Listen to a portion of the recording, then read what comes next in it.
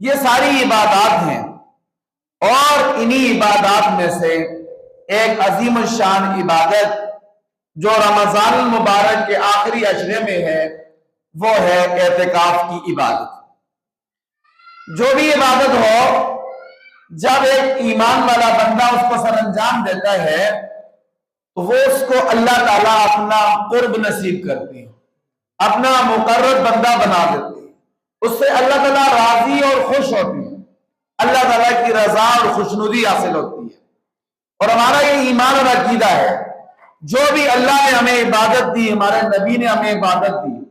اس میں ہمارا دنیا کا بھی فائدہ ہے، آخرت کا بھی فائدہ ہے،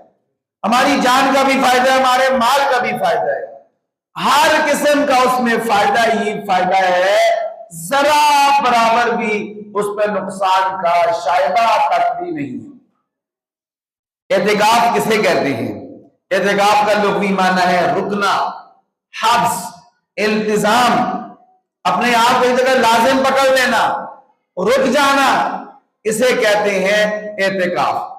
اور اعتکاف کا ایک معنی عکف یعکف، عکفاً کا مطلب ہے موڑنا۔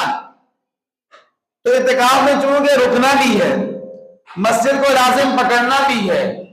اور جب اعتکاف بندہ بیٹھتا ہے تو اللہ تعالیٰ بندے کو گناہوں سے موڑ دیتے ہیں اپنی عبادت کی طرف، اپنی رضا کی طرف، اس لیے اعتکاف کو اعتکاف کہتے ہیں۔ ہمارے پیارے نبی حضرت محمد مصطفیٰ صلی اللہ علیہ وسلم مدینہ طیبہ میں 10 سال رہے ہجرت کے بعد۔ پیارے نبی صلی اللہ علیہ وسلم کے بارے میں اما عائشہ فرماتی ہیں، آپ کا عمل ذکر فرماتی ہیں، کہتی ہیں کہ کان یعتکف العشر الاواخر من رمضان حتی توفاہ اللہ تعالی، کہ اللہ کے پاک نبی رمضان مبارک کے ہر آخری عشرے میں اعتکاف فرمایا کرتے تھے، یہاں تک کہ آپ صلی اللہ علیہ وسلم کا انتقال ہو گیا۔ صرف 2 سال ایسے گزرے ہیں کہ جن میں نبی علیہ السلام اعتکاف نہیں فرما سکے۔ ایک 17 رمضان مبارک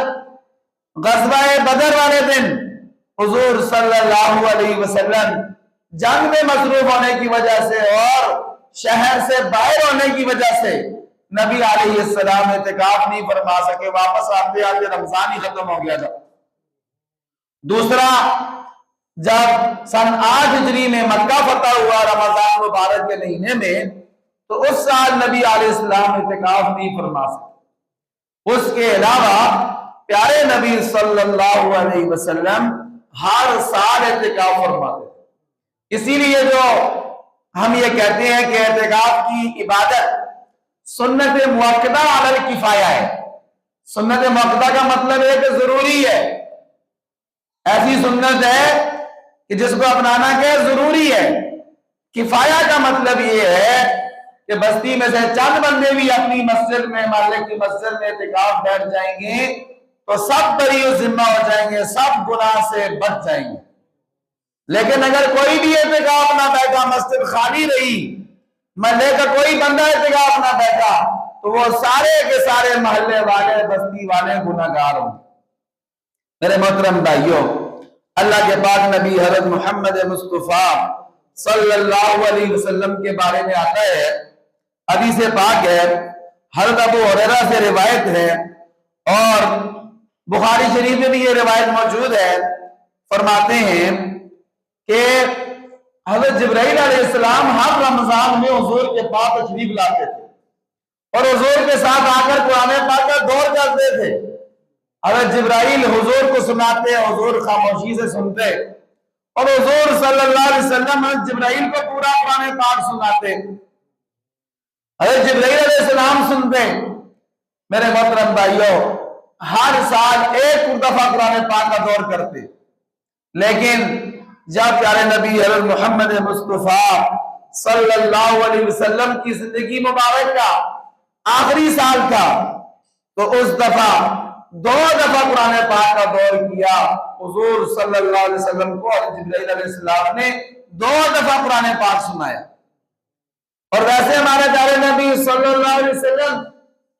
ایک عشرہ اعتکاف فرماتے تھے، رمضان مبارک کا ایک عشرہ، آخری 10 دن اعتکاف فرماتے تھے، لیکن جب پیارے نبی صلی اللہ علیہ وسلم کا وصال والا سال تھا، آپ کی زندگی کا آخری سال تھا، اللہ کے پاک نبی صلی اللہ علیہ وسلم کے بارے میں آتا ہے اعتکاف 20، حضور صلی اللہ علیہ وسلم نے 20 دن اعتکاف فرمایا۔ اس میں حضور صلی اللہ علیہ وسلم نے ہماری اس طرف بھی رہنمائی کی کہ اے میرے امتیوں، جب تمہارا اللہ سے ملاقات کا وقت قریب ہو، جب تمہاری داڑھی میں، تمہارے سر میں، سر کے بال سفید ہونے لگ جائے، سفیدی آنا شروع ہو جائے، تو تمہیں اور زیادہ اللہ تعالیٰ کی عبادت میں کوشش کرنی چاہیے، اس لیے کہ اب اللہ تعالیٰ سے ملاقات کا وقت قریب ہے۔ جتنی زیادہ اللہ تعالیٰ کی عبادت کریں گے اتنے زیادہ اللہ تعالیٰ راضی اور خوش ہوں گے۔ اس لیے میرے محترم بھائیوں، اللہ کے پاک نبی صلی اللہ علیہ وسلم نے زندگی کے آخری سال میں 2 دفعہ اعتکاف فرمایا، اور ایک حدیث پاک میں آتا ہے